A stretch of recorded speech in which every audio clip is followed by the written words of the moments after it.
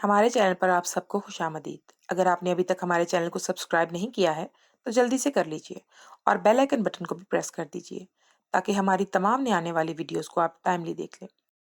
दौलत कमाने की चाह तो आज के दौर में सभी को है। हर कोई ये चाहता है कि उसके पास जरूरत की हर चीज हो, दौलत की रेल फेल हो। मगर हालात ये हैं कि दौरे हाजिर में दो वक्त की रोटी कमाना भी कदरे मुश्किल है।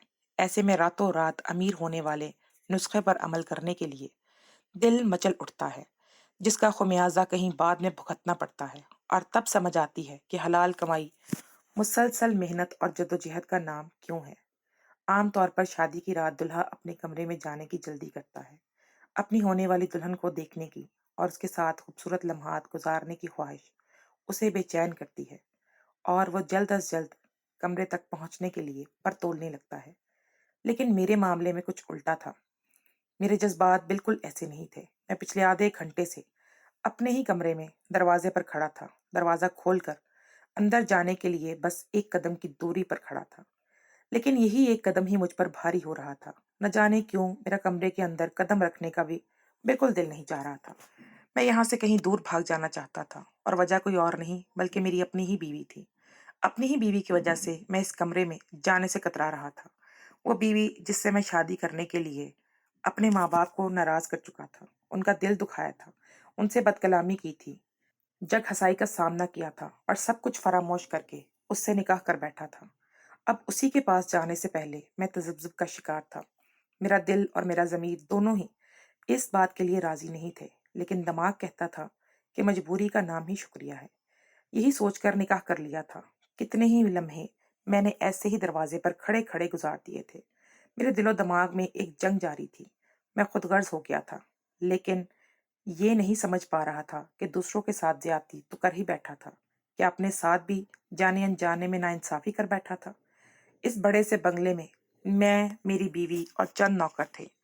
सारे नौकर सर्वेंट क्वार्टर में जा चुके थे और अब मैं अपनी बीवी के पास जाने से हिचकिचा रहा था। मुसलसल कशमकश का शिकार था। मैं 25 साल का एक जवान मर्द था और जिस औरत ने से मैंने शादी की थी वो एक 80 साल की बूढ़ी औरत थी। यही वजह थी कि मेरे कदम दरवाजे पर ही रुक गए थे और कमरे के अंदर जाने का दिल नहीं चाह रहा था। शादी की पहली रात ही सबसे खौफनाक रात महसूस हो रही थी। मैंने एक तायराना नजर अरे बंगले पर डाली जो शादी में मेरे नाम हो गया था। बिना किसी मेहनत और कोशिश के मैं इतने बड़े बंगले का मालिक बन गया था। अगर मैं कुछ दिन इस औरत के साथ अच्छी तरह गुजार लेता तो मुझे और भी बहुत कुछ मिल सकता था, जो मेरी सोच से भी बढ़कर होना था। यही सोचकर मैंने कमरे का दरवाजा खोला और अंदर दाखिल हो गया। इस रात को लेकर मेरे दिल में कोई जज्बात नहीं थे। मेरा वजूद सट पड़ रहा था। शादी की ये महज एक सौदा ही रात थी जो मैंने अपने मुस्तकबिल के लिए किया था। इससे ज्यादा इस शादी की कोई अहमियत ना थी। ना ही मुझे अपनी 80 साला बीवी से कोई खास रगबत थी। बिस्तर पर बैठी अपनी बीवी रुबीना को देखकर मुझे हंसी आ गई थी। 80 साल की उम्र में वो सुर्ख जोड़ा पहने बिल्कुल नई नवेली दुल्हन की तरह शर्माती हुई बैठी थी। उसकी ऐसी हालत पर मेरी हंसी निकल गई थी। मैंने एक नजर उस पर डाली और धीरे धीरे कदम उठाते हुए उसके पास जा बैठा। मुझे यकीन था कि वो बस कुछ ही देर में नींद की वादियों में उतर जाएगी, क्योंकि उम्र के इस हिस्से में तो खुद ब खुद नींद आती है और बूढ़े लोग जल्द ही नींद की वादियों में कदम जमा लेते हैं। और फिर वो तो कुछ दवाइयां भी इस्तेमाल करती थी। मैंने खुद उसे बहुत दफा दवाइयां खाते देखा था। यकीनन उसे कोई बीमारी भी थी जिनके लिए वो दवाइयां खाती थी। दवा के जेर असर वक्त कम ही जा सकता था। मुझे देखकर वो मुस्कुराई और कहने लगी, फवाद, बहुत देर कर दी कमरे में आने में, कहाँ रह गए थे? कब से तुम्हारे इंतजार में बैठी थी और तुम हो कि तुम्हारी को खैर खबर ही नहीं थी। मेरी कमर तो अब दुखने लगी है तुम्हारे इंतजार में बैठ बैठ कर। उसकी बात सुनकर मुझे हंसी आ गई। उससे मेरा इंतजार में आधा घंटा बैठा नहीं गया था। वो मेरे साथ खलवत के लम्हात क्या खाक गुजार सकती थी। पता नहीं क्यों उसे उम्र के इस हिस्से में शादी का शौक चढ़ा था। शायद ये मेरी खुशनसीबी थी कि उसने खुद मुझे शादी के लिए कहा था और अब मेरी किस्मत बदलने वाली थी। एक ही रात में मेरी जिंदगी का पासा पलट गया था। कहाँ गरीबों की कच्ची बस्ती का मकीर रहा और कहाँ इतने बड़े बंगले का मालिक बन चुका था। मैंने रोनुमाई का तोहफा निकालकर उसके हाथ में रखा तो वो बड़ी खुशी खुशी इन आर्टिफिशियल कड़ों को देखने लगी जो उसके शयान शान हरगिज न थे। वो तो सोने और हीरे पहनने वाली औरत थी। कहाँ मैंने उसे हजार के दो सस्ते से कड़े ला कर दिए थे। मैं उसे अपनी हैसियत जताना चाहता था, लेकिन उसके चेहरे पर तो अलग ही खुशी थी, जैसे उसे कोई खजाना मिल गया हो। वो इन कड़ों को देखकर खुश हुए फूले न समा रही थी। उसने जल्दी से वो कड़े अपनी कलाइयों में डाल लिए। उसे वो कड़े पहनने लायक लगे थे और फिर साइड टेबल की दराज से एक चीज निकालकर मेरी तरफ बढ़ाई। ब्राउन रंग के लिफाफे में मौजूद वो चीज नजर नहीं आ रही थी। उसने मेरे हाथ में लिफाफा पकड़ाकर कहा कि ये तुम्हारे लिए तोहफा है मेरी तरफ से। लिफाफा पकड़कर मेरी खुशी की इंतहा न रही। शादी की रात मेरी दुल्हन ने मुझे तोहफा दिया था, और दुल्हन भी वो जो करोड़ों रुपए की मालकिन थी, तो यकीनन तोहफा भी बहुत ही कीमती होने वाला था। अमीर लोग तोहफा भी अपनी हैसियत के बराबर का देते हैं। यही सोचकर मैं मुस्कुरा रहा था।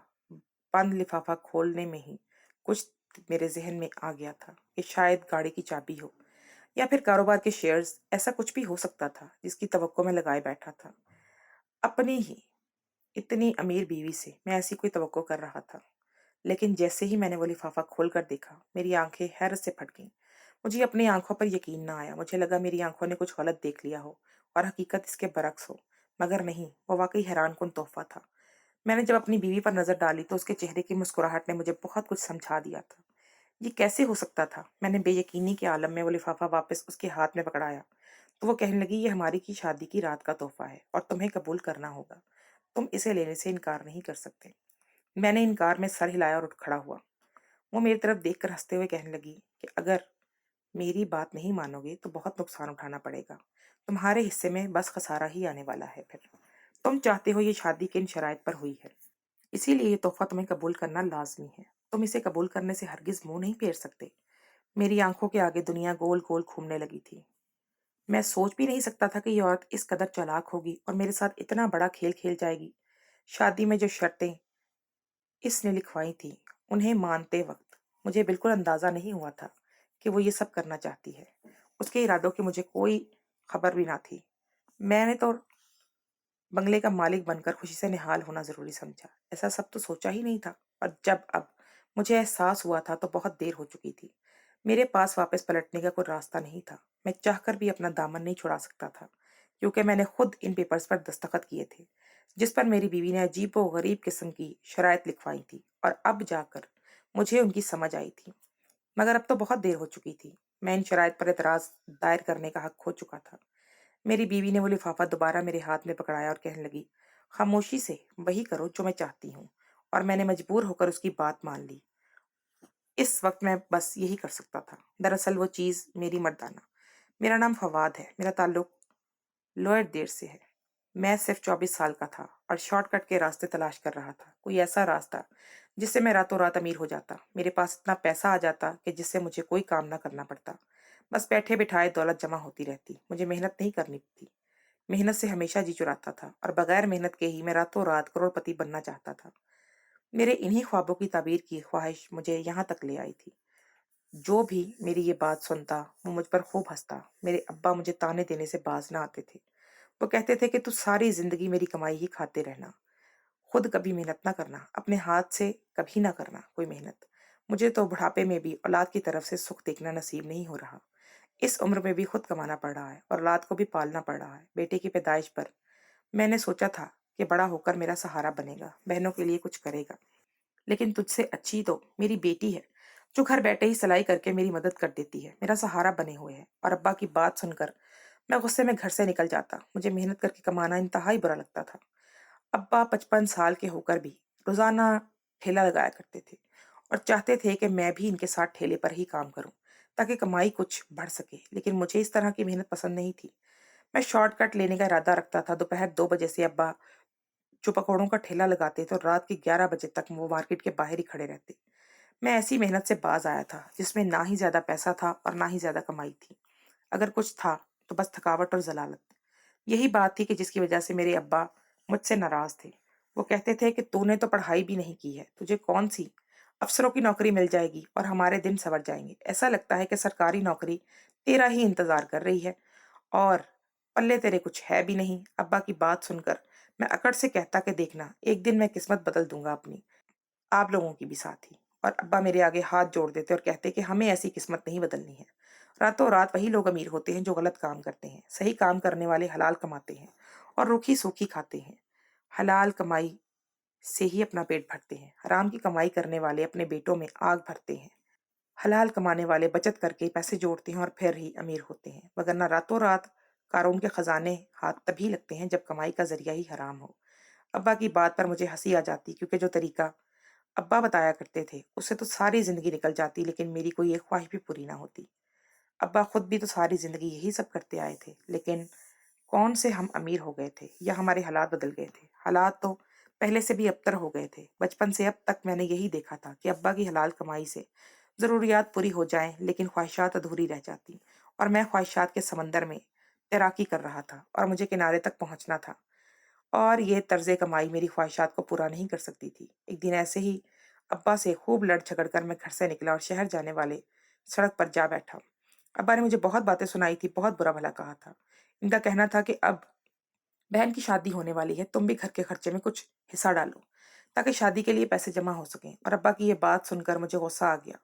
میری بہن ابا کی ذمہ داری تھی، میری نہیں۔ یہی سوچ کر بھائی ہونے کے سارے فرائض بھول چکا تھا۔ میں ایسے ہی پتھر اٹھا کر سڑک پر پھینک رہا تھا کہ جب یہ ایک بڑی سیاسی گاڑی مجھے نظر آئی۔ تیزی سے وہ میرے سامنے سے گزری، اور میرے دل میں خیال آیا کہ کاش یہ گاڑی میری ہوتی تو میں بھی اس میں بیٹھ کر شہر چلا جاتا۔ شاید قبولیت کا وقت تھا، کیونکہ وہ گاڑی کچھ ہی دیر بعد پیچھے واپس آئی اور میرے سامنے آ کر رک گئی تھی۔ میں چونک کر اس گاڑی میں دیکھنے لگا۔ سیاہ رنگ کا شیشہ نیچے اترا اور ایک بوڑھی عورت نے اندر سے جھانک کر مجھے دیکھا اور اشارے سے اپنے پاس بلایا۔ میں بنا کچھ سوچے سمجھے اس کے پاس گیا تو وہ کہنے لگی، لگتا ہے شہر جانے کے لیے بیٹھے ہو۔ اگر بس نہیں آ رہی ہے تو میرے ساتھ چلو، میں پہنچا دیتی ہوں، آؤ بیٹھو۔ میں واقعی شہر جانا چاہتا تھا، لیکن نہ ہی شہر جانے کے لیے میرے پاس پیسے تھے اور نہ ہی یہ معلوم تھا کہ وہاں جا کر کیا کروں گا۔ بس میں راتوں رات اپنی قسمت بدلنا چاہتا تھا۔ مجھے سوچ میں پڑا دیکھ کر وہ کہنے لگی، بیٹھ جاؤ، اور اس نے دروازہ کھول دیا۔ میں خاموشی سے اس کے ساتھ والی سیٹ پر بیٹھ گیا۔ فرنٹ سیٹ پر ڈرائیور وردی پہنے بیٹھا تھا، اس کی نظریں سڑک پر تھیں۔ اس عورت کے کہنے پر ڈرائیور نے گاڑی چلانی شروع کر دی تھی اور ہماری منزل شہر کی جانب تھی۔ راستے میں وہ عورت پوچھنے لگی کہ تم شہر میں کوئی کام کرتے ہو؟ میں نے انکار میں سر ہلایا کہ کوئی کام نہیں ہے میرے پاس۔ تو وہ پوچھنے لگی کہ پھر شہر کیوں جا رہے ہو؟ میں نے اسے بتایا کہ میں اپنی قسمت بدلنا چاہتا ہوں اور قسمت آزمانے کے لیے ہی شہر جا رہا ہوں۔ یہی سوچ کر گھر سے نکلا ہوں کہ اب شہر جا کر ہی قسمت بدلوں گا۔ وہ کہنے لگی، اگر ایسی بات ہے تو کچھ دن میرے پاس نوکری کر لو۔ مجھے اپنے بنگلے میں ایک ذمہ دار شخص کی ضرورت ہے جو سارے نوکروں پر نظر رکھ سکے، بہتر طریقے سے ان کی نگرانی کر سکے۔ اس عورت کی بات سن کر میں ہکا بکا رہ گیا۔ وہ میرے لیے بالکل غیر تھی، میں اس کے لیے انجان، وہ میرے بارے میں کچھ بھی نہیں جانتی تھی، تو پھر کیسے وہ مجھے اپنے بنگلے میں نوکری کی آفر کر رہی تھی؟ بنگلے میں نوکریاں تو بڑی چھان بین کے بعد ملا کرتی ہیں۔ میں سوچ کر ہی رہ گیا۔ اس کی بڑی سی گاڑی کے اے سی میں مجھے اتنا سکون مل رہا تھا کہ میں سوچنے لگا کہ اس بنگلے میں کتنا سکون ہوگا، اور پھر اتنا بڑا بنگلہ رہنے کو مل جائے گا۔ اس نے مجھے کہا کہ مجھے کھانے پینے کی کوئی کمی نہیں ہوگی۔ وہ ایک بہت بڑی رقم مجھے تنخواہ کے طور پر آفر کر رہی تھی۔ میرے پاس فی الحال انکار کی گنجائش نہیں تھی، کیونکہ جو کام اس نے بتایا تھا وہ کوئی کام ہی نہیں تھا۔ بنگلے کا سارا کام نوکروں کو کرنا تھا اور مجھے بس ان پر نظر ہی رکھنی تھی۔ بس یہی تو کام تھا۔ میں راضی ہو گیا اور اس کے ساتھ اس بنگلے میں پہنچ گیا۔ اتنا عالی شان بنگلہ دیکھ کر میں حیران رہ گیا۔ وہ اس بنگلے میں اکیلی ہی رہتی تھی۔ اس نے بتایا تھا کہ سالوں پہلے اس کے شوہر کا انتقال ہو گیا تھا، بچے بھی نہیں تھے، اس لیے وہ تنہا تھی۔ کوئی اس بنگلے میں نہیں رہتا تھا۔ اس کا امپورٹ ایکسپورٹ کا کاروبار تھا۔ وہ خود اپنے کاروبار کی نگرانی کرتی تھی، ساری رات کاروبار کے کاموں سے باہر رہتی اور سارا دن سوتی رہتی تھی۔ اسی لیے گھروں کو نوکروں کے حوالے کیا تھا، اور اسے نوکروں کو دیکھنے کے لیے کسی ذمہ دار شخص کی ضرورت تھی۔ میں نے اس کے بنگلے پر نوکری شروع کر دی۔ میرا بڑا خوش تھا دل۔ میں یہاں مجھے زندگی کی ہر آسائش حاصل تھی۔ گاڑی کی چابی تک مل گئی تھی۔ میں جہاں چاہتا مالکن کی گاڑی میں جا سکتا تھا، کیونکہ سارا دن تو وہ سوئی رہتی تھی۔ اسے اب اس سب سے کوئی سروکار نہیں تھا، اور جب اس نے پہلے مہینے میں میرے ہاتھ میں تنخواہ رکھی تو میں مالکن سے اجازت لے کر اس کی گاڑی میں اپنے گھر چلا گیا۔ اماں نے مجھے دیکھتے ہی سینے سے لگا لیا، بہت روئی اور کہنے لگی، تو کہاں چلا گیا تھا؟ ابا کی باتوں کا اتنا برا مان گیا کہ ہم سب کو چھوڑ کر ہی چلا گیا۔ تیرے ابا تیری یاد میں روتے رہتے ہیں، تجھے بہت یاد کرتے ہیں، پچھتاتے ہیں تجھے اس دن اتنا بول کر، شرمندہ سے پھرتے ہیں، بہت فکر مند تھے ہم سب تیرے لیے۔ میں نے جیب سے لفافہ نکال کر اماں کے ہاتھ میں رکھا اور کہا، بہن کی شادی میں حصہ ڈالنے کے لیے گیا تھا، دیکھ مجھے شہر میں نوکری مل گئی ہے۔ یہ میری پہلی تنخواہ ہے اور میں نوکری کی طرف سے ملی گاڑی میں ہی آیا ہوں۔ میں نے اماں کو باہر کھڑی گاڑی دکھائی تو اماں کی آنکھیں حیرت سے پھیل گئیں، اور پھر انہوں نے خوشی میں میری بلائیں لی اور کہنے لگی، مجھے معلوم تھا کہ میرا بچہ ایک دن کامیاب ہوگا، دیکھا میں نے سچ کہا تھا۔ البتہ جب ابا دوپہر کے کھانے کے لیے گھر لوٹے تو مجھے دیکھ کر خوش ہوئے، لیکن ساتھ ہی میری گاڑی اور کمائی نے انہیں حیرت میں مبتلا کر دیا۔ خوش ہونے کے بجائے ان کے چہرے پر فکر کے آثار نظر آئے اور کہنے لگے، بیٹے تجھے کون سی ایسی نوکری مل گئی ہے جس میں اتنی زیادہ تنخواہ ہے اور گاڑی بھی دے دی گئی ہے؟ तो पढ़ा लिखा भी नहीं है कि कोई अफसरी की मुलाजमत ही कर ले।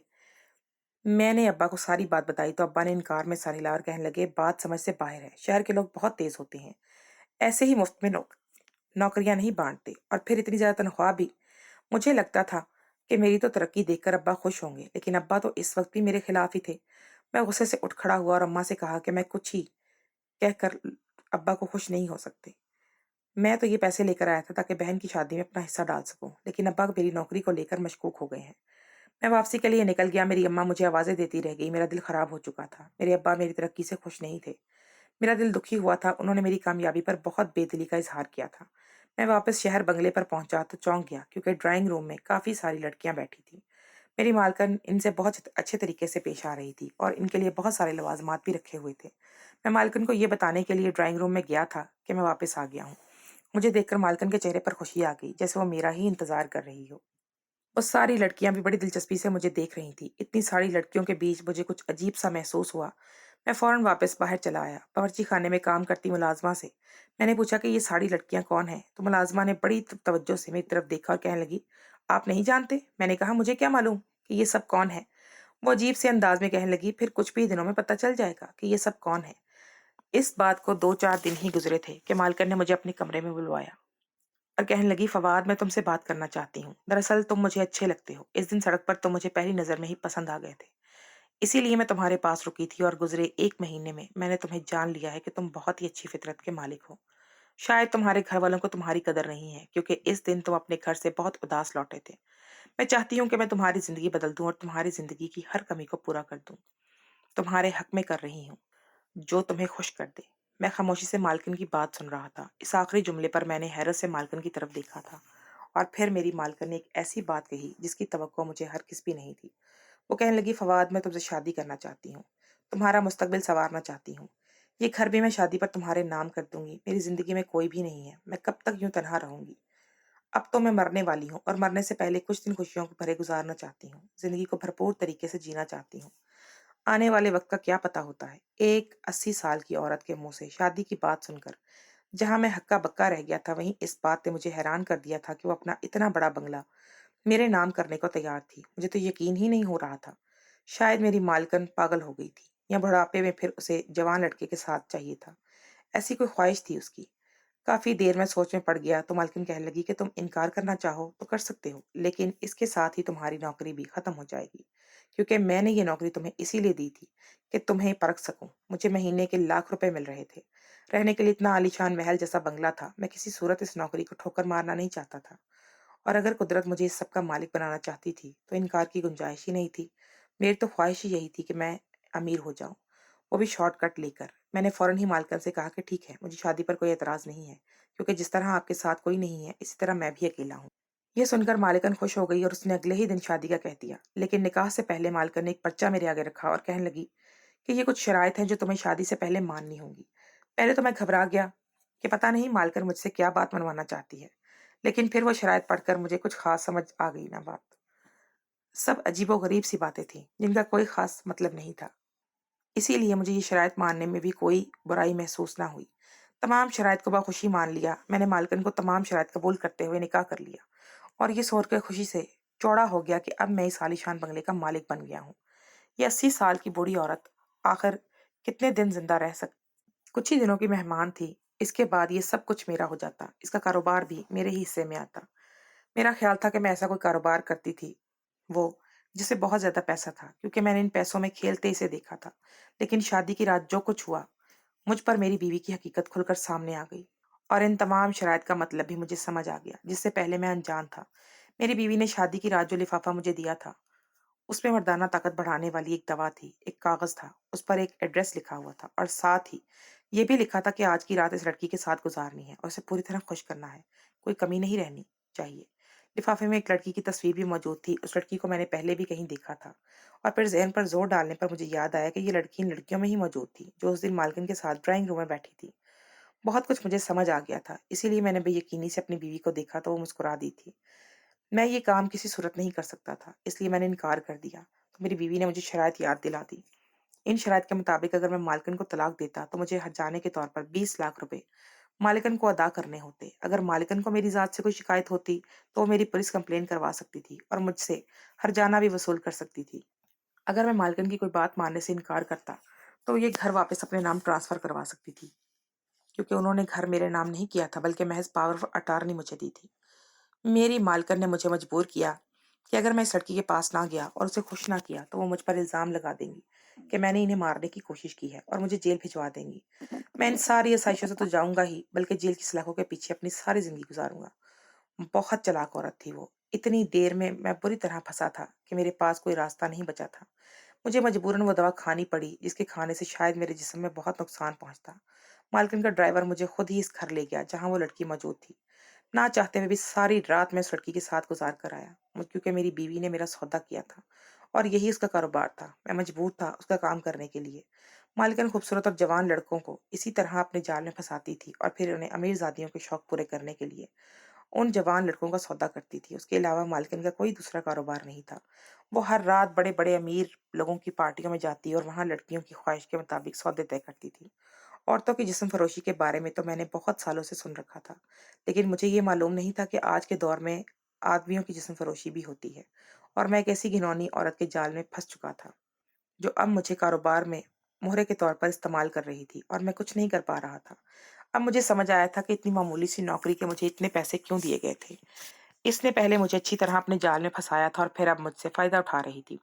मैंने ये सोचकर उससे शादी की थी कि आगे पीछे इसके कोई है नहीं, जल्द ही वो मर जाएगी और सब कुछ मुझे मिल जाएगा। लेकिन ये महज मेरी खामख्याली साबित हुई थी, क्योंकि वो 80 साल की औरत इतनी बुढ़ी भी नहीं थी। वो 50 साल की औरत थी, जो अपने काले कामों की वजह से अपनी उम्र से कहीं ज्यादा बड़ी लगती थी।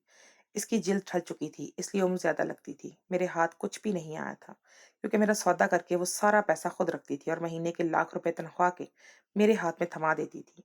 ये बात इस घर में काम करने वाला हर नौकर जानता था, क्योंकि आए दिन मालकिन कुछ मुझ जैसे लड़कों को यहाँ लाती थी और उनसे निकाह करती थी। 2 महीने तक मैं हर रात इस तरह इस्तेमाल होता रहा। मेरी सारी ताकत खत्म हो गई। मेरा जिस्म कमजोरी से दर्द करने लगा। मैं मालकिन से इस बात का इजहार करता, तो वो मुझे मजीद दवाएं खाने के लिए ले देती।